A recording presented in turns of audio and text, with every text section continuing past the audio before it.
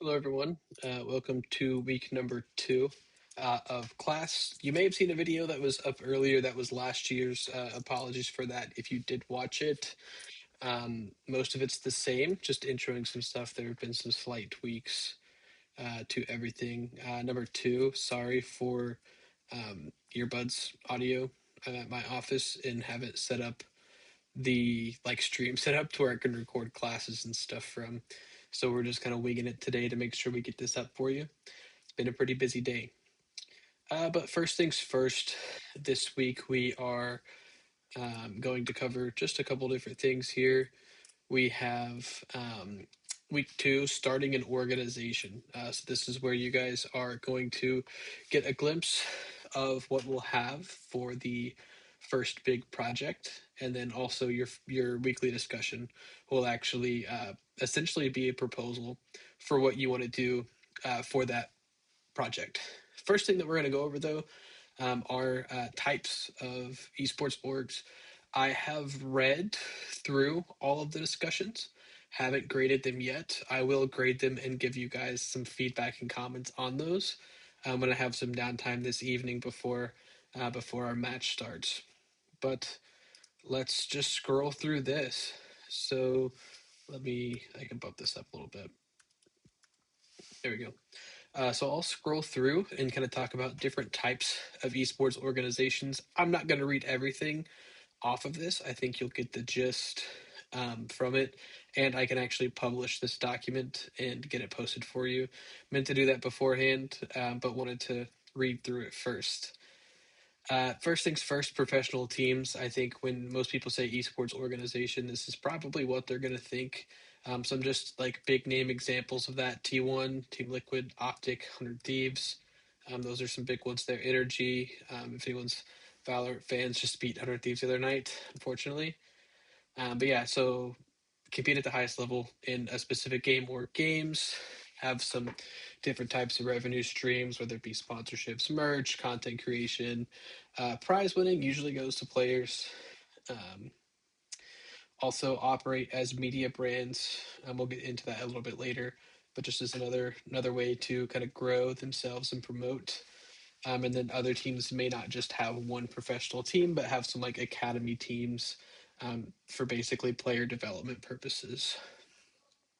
Next, the one that most of you are probably the most familiar with would be collegiate and high school esports, like teams and organizations. So things like Manchester, Spaldings, um, Maryville University is a completely different example from Manchester and Spaldings.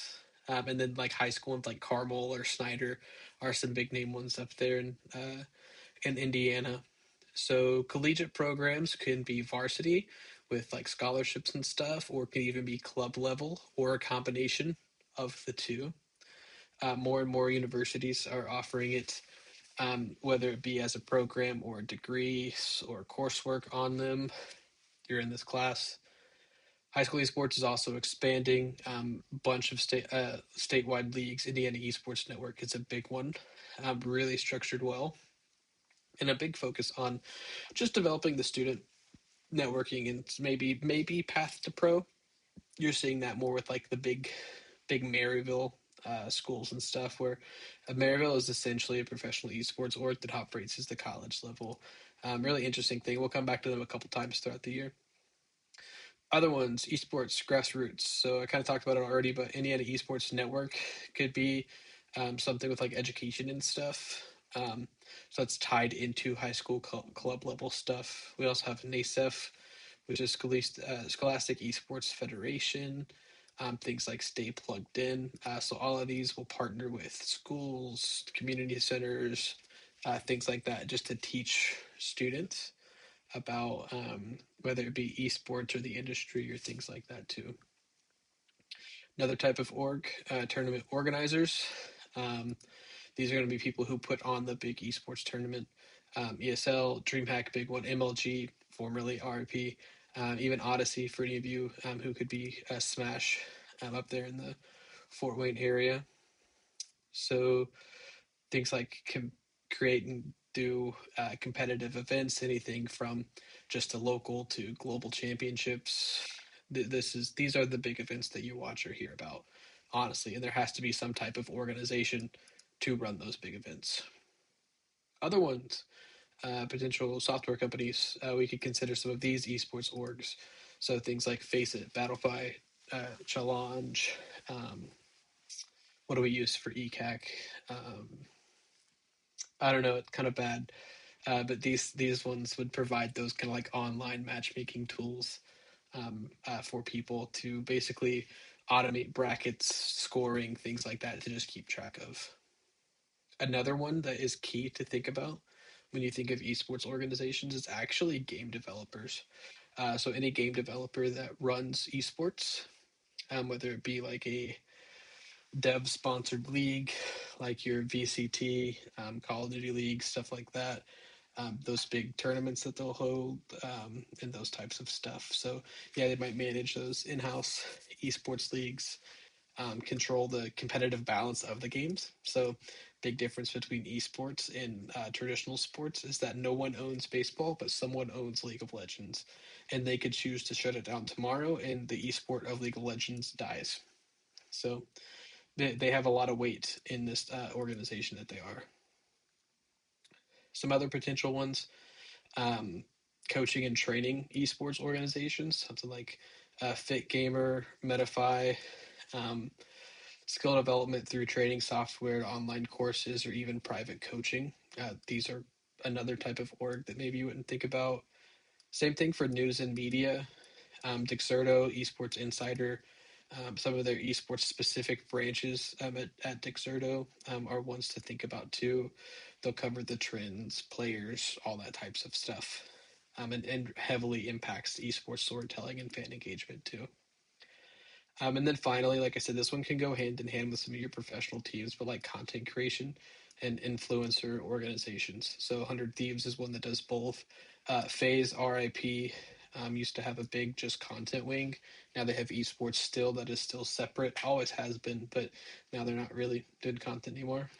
And a lot of these will double dip between pro teams and stuff. So big focus there would be like on entertainment, streaming, brand building, as well as competition, or rather than they're looking at getting their revenue through eyeballs, so selling subscriptions and things like that. That's just a pretty big, broad, general overview of different types of esports organizations. Now I'm taking it to you guys to just make your own esports organization. So we'll cover the discussion and then just the project. But real quick, week 2, your esports organization. So we're going to use this discussion as a place to decide what your topic will be for your organization project number 1.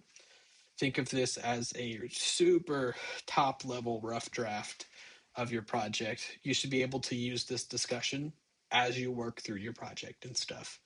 So if you answer each of these questions with a good complete paragraph, it's going to help you so much when it comes to building out that final project and stuff. And it's a good way to get feedback from me on if you're taking it the right direction and stuff. So please, please, please focus on doing this one. With this, since it's essentially a rough draft, you don't need to reply to anyone. The assignment is literally designed to help to make your project easier. So these are just due Sunday at 11:59. Questions there. What type of organization will you create? So this is where we're looking at that list that I just read through.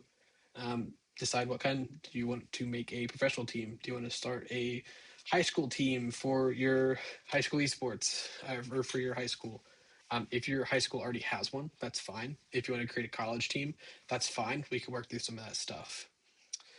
What's the mission of the organization? Doesn't need to be written as a formal mission statement yet, but that's something that you will have to do. So give some serious thought into that.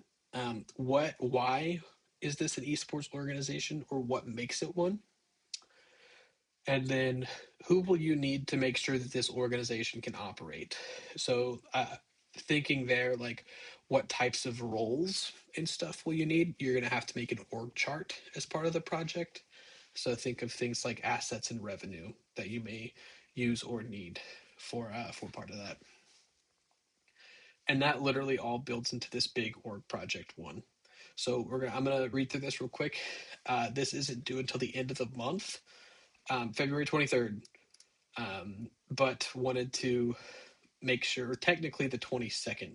Sorry, this closes at 12:01 a.m. on the 23rd. I need to fix that. February 22nd is when this is due. Um, yeah, but create a pitch for your own esports organization is basically what this is.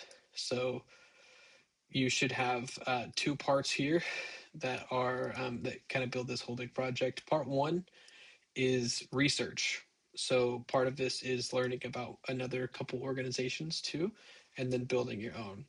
So part one is where we want to conduct research on current esports organizations, a minimum of two different types. So you can't do two pro teams. Provide some information on the org and what some of their current issues have been and how they or have not improved. What are their goals, objective, and mission? Sometimes you can pull this from their website, other times not. And then what are some challenges that each org face? And then what purposes do these organizations serve? So basically, I want you to answer all of these questions for each of the two organizations that you do for your research. All of that research would need to be properly cited. I don't care what format, MLA, APA, anything, just as long as I can clearly see where you got your research from. If you do not cite, it will be a 0. And then you should have at least two sources because there are two organizations. And in terms of sources and stuff, you can totally do YouTube videos of like breaking down the org or things like that too. Part two is the big one. It is your organization. So, what will the focus of your org be? What will you do? Develop a mission, vision, 3 goals, and objective statements for those goals. There should be, yeah. Um, and then what departments will you have? Create an organizational structure or chart. What types of roles will there be? What are their key responsibilities of each department? And give like I said, a chart and description of each department or role, depending on the scale of your org. That's a lot. That's a big breakdown there. So what I did is I actually gave you guys an example that is public for you to see of what a really good project looked like. This is someone who submitted this. Won't say when, won't say who, but you can kind of see that they did a lot of research and put a lot of thought into their stuff. So this is a good example of what to base your project on. If it were to look like this and is well thought out, you're going to get a good grade, just pretty much straight up.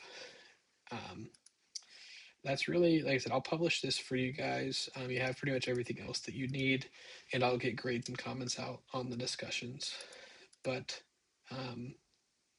that's really all I have for this week. If you guys have any questions, like I said, always feel free to reach out, whether it be a message or email, anything like that. Always here to help.